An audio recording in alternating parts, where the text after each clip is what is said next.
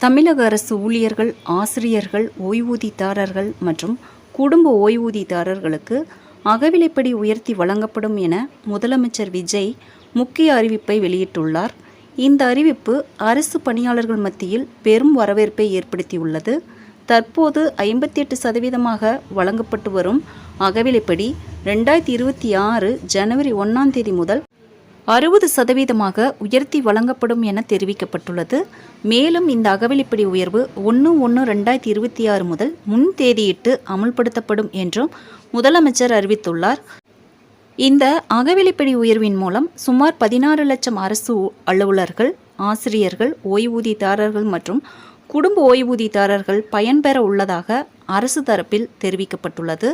பணவீக்கம் அதிகரித்து வரும் நிலையில் இந்த உயர்வு அரசு ஊழியர்களின் பொருளாதார சுமையை குறைக்க உதவும் என கூறப்படுகிறது.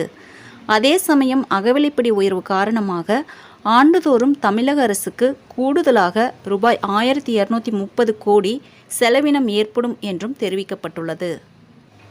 இருந்தாலும் அரசு ஊழியர்களின் நலனை கருத்தில் கொண்டு இந்த முடிவு எடுக்கப்பட்டுள்ளதாக கூறப்படுகிறது. அரசு ஊழியர் சங்கங்கள் மற்றும் ஆசிரியர் அமைப்புகள் முதலமைச்சரின் இந்த அறிவிப்பை வரவேற்றுள்ளன. நண்பர்களே, தமிழக அரசு செய்திகளை உடனுக்குடன் தெரிந்து கொள்ள என்னுடைய ஜெனிட்டா சர்ச் சேனலை சப்ஸ்கிரைப் பண்ணுங்கள். நன்றி, வணக்கம்.